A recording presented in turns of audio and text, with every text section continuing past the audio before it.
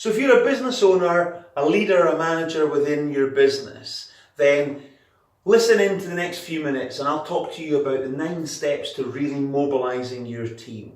Because what we fundamentally want to have within our business are competent and productive people who are highly inspired and enrolled into the business. Isn't that what we're all after? So the way to do this, if we break it down, then are these 9 steps. So firstly, and you'll see that I've colour-coded them red and green for a reason. I'll explain why shortly. First of all, people who are in the business need to understand where's the business actually going. So what is the vision that we are moving towards as a business and as a team? Then, because it needs to be an inspiring vision that people can really buy into and say, yeah, I'm on board with that. That's a place I want to get to too. Okay, how do we do that? That's the mission. So, okay, as well as it being kind of good words and kind of inspiring destination, well, what's the mission? Well, how do we propose to get there? And maybe the best way to describe this is if this is the bottom of the mountain and here's the top, then actually the vision is the flag at the top, but the mission statement is saying, okay, what's the route to get to the top? That's how we're going to do that, because we need it to be believable as well. Say, okay, we're plotting a course here of how we then journey towards the destination. Thirdly is culture or values.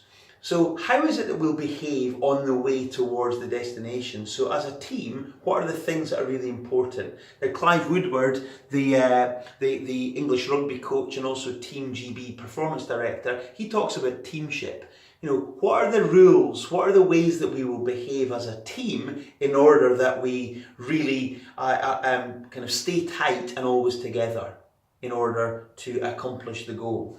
So it's in red here just now because what fundamentally we're looking to do at this point is engage people at a heart level. So you've heard of the head and the heart. Well, this is about getting people on board and say excited and say, yeah, I want to be part of that team because it sounds like they're going places and it sounds good and cool.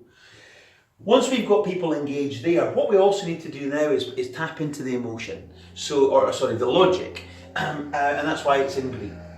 So we then need to kind of lay down some of the goals that says, okay, so if this is where we're going, here are the goals for the next 12 months. This is what we as a company, as a team are trying to achieve in pursuit of the wider goal. In order then to give some clarity around, okay, who is it that does what within the business, we need to create the organisational chart that allows people to say, right, where do I fit into this bigger picture and who does what? Where do the accountabilities lie?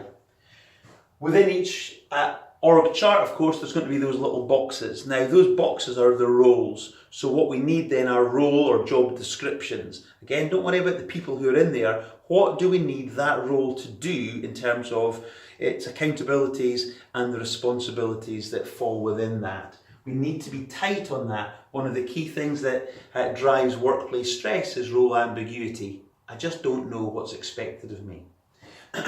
Then we'll look at KPIs, key performance indicators. Another way of saying that would be measures of success. So now that I know what I have to do in the role, job description, how will I know I'm doing a good job? So what are the things that I'll be judged on, if that makes some sense? So we need to be clear upon that, and really they will be, for each person, a subset of the team goal, the department goal and the company goal therefore. It's a bit like Russian dolls, isn't it? So everyone's bit that they do needs to add up to the big number. Of course, once we've then got people fired up in terms of I know what I'm doing, I know where I sit and also how I'll be judged, then we need to make sure that we've got the tools, the processes, the checklists to allow them to do the job that we're asking them to do. So we need to systemize the business, systemize the roles so that people almost in a routine fashion know how to carry out the bulk of their role.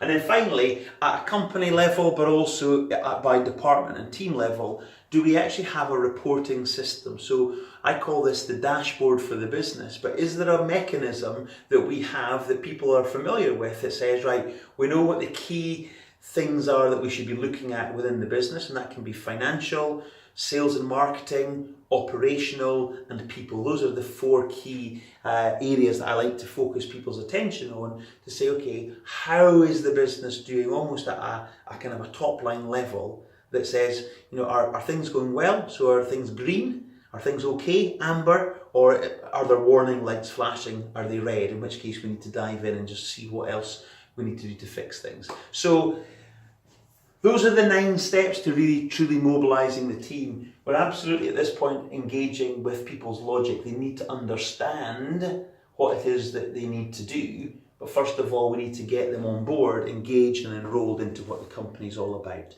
So, of course, that's a whistle stop tour. There's significant depth that goes into each of these things as well. Happy to help you as best I can. So just shout out and get in touch, and we can bring a bit more clarity to these really important steps. Until we meet though, good luck in business.